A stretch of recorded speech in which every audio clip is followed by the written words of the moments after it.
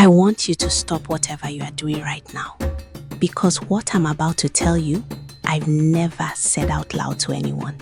Not to my mother, not to my therapist, not to the pastor who sat with us at the funeral.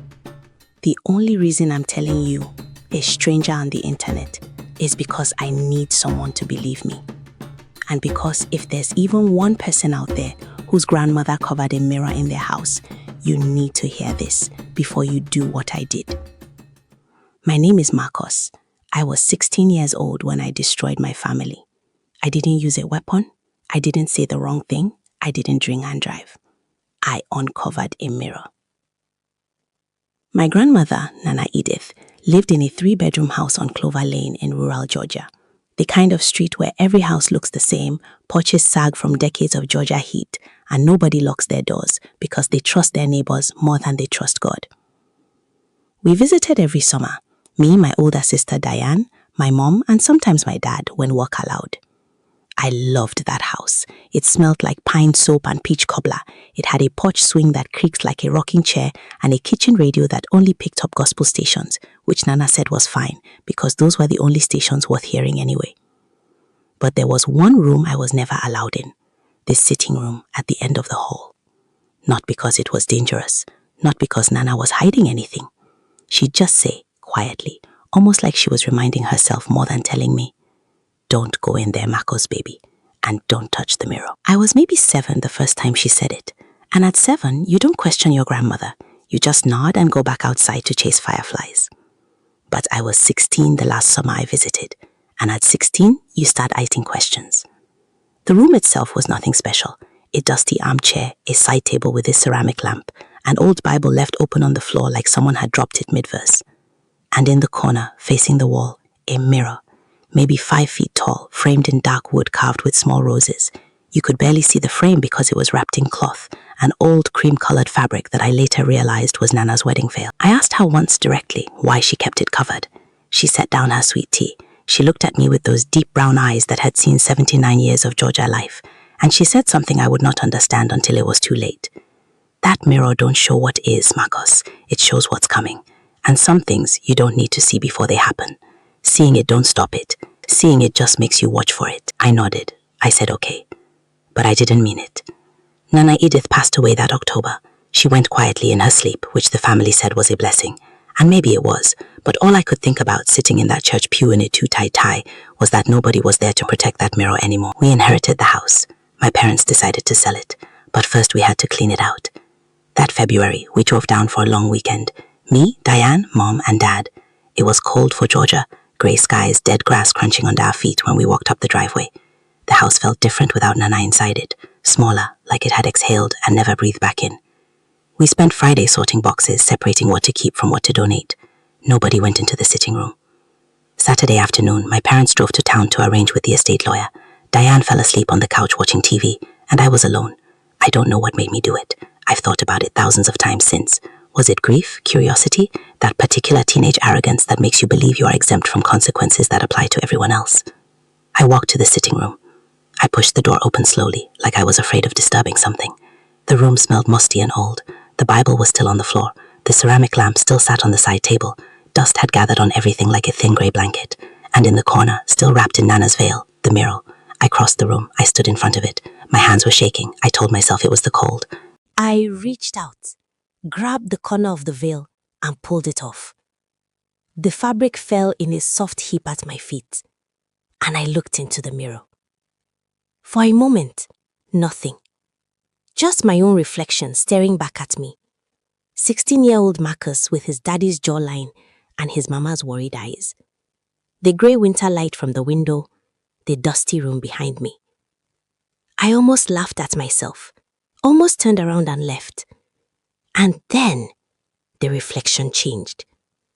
Not dramatically, not like a movie where the glass ripples like water or the room goes dark.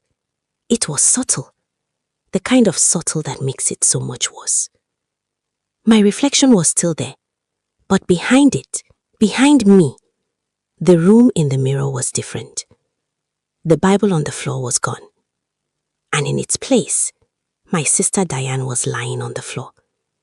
Not sleeping, not resting. Her eyes were open. Her neck was bent at an angle that necks don't bend. I spun around. The actual room behind me was empty. Dusty floor, Bible, nothing else. I looked back at the mirror. Diane was gone. Just my reflection again. My face, white as chalk, mouth open, eyes wide. I grabbed the veil off the floor. I threw it back over the mirror. I walked out of that room, closed the door, and sat in the kitchen shaking until my parents came home. I told myself I'd imagined it. Grief does strange things to people. You see shapes in wallpaper. You hear voices in silence. You see your sister's body in mirrors that were covered for a reason. I didn't tell anyone. That was my second mistake. My first was removing the cloth. 3 weeks after we got home, Diane fell down the stairs at her university dormitory. She survived, but she broke 2 vertebrae. She was in a back brace for 4 months. The doctor said another inch lower and she would have been paralyzed. Another angle and she would have been dead. She wasn't lying on the floor with her neck broken, but she was close. Close enough that every time I closed my eyes at night, I saw that mirror image of her on the floor and felt the cold certainty that I had been given a warning and I had ignored it. I went back to Nana's house alone that spring. My parents trusted me. I said I was going to do one last sweep before the estate sale. I went into the sitting room. I uncovered the mirror again. This time I was ready. I stood in front of it with a notebook and a pen, like I was going to take notes, like I was in control. My reflection looked back at me. The room behind me, in the mirror, it was a hospital room. White walls, beeping machines, and in a bed connected to tubes was my father. I covered the mirror again. I drove home. I watched my father. I watched for signs. He seemed fine, healthy. He coached my little cousin's soccer team on weekends. He made his famous smoked ribs on the 4th of July and laughed louder than anyone. And then in August, a routine checkup. The doctor found something in his chest. A shadow on the x-ray. Turned out to be early-stage lung cancer. He caught it early because of that checkup. He survived, but he was in a hospital room for weeks with tubes in his arm, just like the mirror showed. I sat in the hospital waiting room and I understood, for the first time, what Nana had tried to tell me. Seeing it don't stop it. Seeing it just makes you watch for it. She wasn't protecting us from the mirror out of superstition. She was protecting us from the unbearable weight of knowing. I should have stopped. I know that now. I know it like I know my own heartbeat. But I went back one more time. October, the week before the estate sale. My last chance to see the mirror before strangers carried it out of that house forever, or before I could find a way to destroy it. I walked into the sitting room. I pulled off the veil. I stood in front of the mirror. And this time, my reflection wasn't there at all. The mirror showed the sitting room, but empty.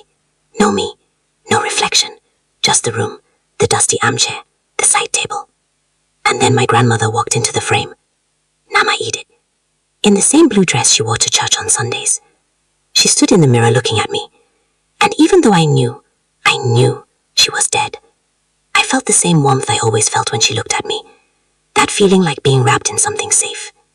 She raised one hand, slowly, and pointed directly at me.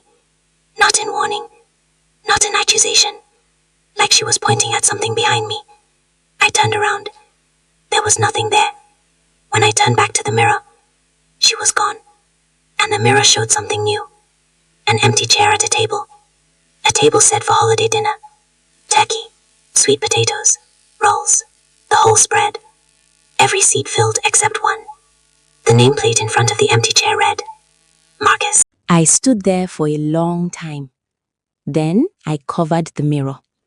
I walked outside into the October air and sat on the porch swing that still creaked like a rocking chair.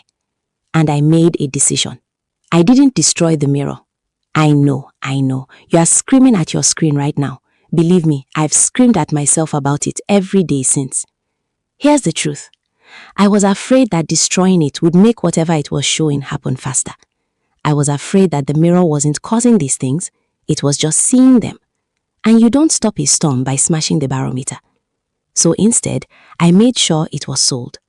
At the estate sale, to an antique dealer from Savannah named Gerald, who paid $400 for it without knowing what he was buying. I told myself that was enough, that the mirror's predictions were specific to my family, that in Gerald's shop window in Savannah, it would just be an old mirror with a pretty wooden frame, showing nothing more than the reflected faces of strangers. I told myself that for almost 2 years, until I got a call from a number I didn't recognize. A woman. Her name was Patricia. She'd bought an antique mirror from a dealer in Savannah 9 months prior. Dark wood frame, carved roses. She'd seen my grandmother's name in the estate sale records and tracked me down online. She told me what the mirror had been showing her. I won't repeat it. You don't need those images in your head. I know I wish they weren't in mine. She asked me what she should do, and I had to tell her the same thing my grandmother never got to tell me directly, only tried to say in that quiet southern way that I was too young and too stupid to understand. Don't look into it. Don't remove the cloth. Because seeing what's coming doesn't give you power over it. It just makes you stand at the edge of a cliff in the dark, waiting for someone you love to fall. Patricia asked me if the things it showed her had come true. I paused for a long time. Then I said, not yet. She said, but they will. And I said, in my experience, yes. Here's what I haven't said yet. Remember the last vision? The holiday table. Every seat filled except mine. The nameplate that read Marcus. This past Thanksgiving, for the first time in my life, I wasn't there. I was supposed to be. I had my bag packed, I had my train ticket, and then something kept me away. A reason I won't go into here because it's embarrassing and ordinary and has nothing to do with the supernatural. And maybe that's the cruelest part of all of this. The mirror didn't keep me away through some dramatic supernatural event. It was just life. An argument, a missed train, a choice. My family had Thanksgiving without me. My mom texted me a photo of the table. Every seat filled except one. I stared at that photo for a long time, and I thought about what Nana said. Seeing it don't stop it. Seeing it just makes you watch for it. She was right. She was always right. The mirror didn't change anything. It just made me spend 2 years watching. 2 years waiting for the next tragedy to arrive, checking on my sister's spine and my father's lungs and counting empty chairs. 2 years less of just living. Maybe that's the real haunting. Maybe that's what the mirror actually does. It doesn't curse you with tragedy. It curses you with awareness. And in my experience, that's worse. If you have an old mirror in your family that someone covered up, please, leave the cloth on. Trust the person who put it there. Because some things are only merciful when you don't see them coming. I don't know where that mirror is now. Patricia stopped returning my calls 6 months ago.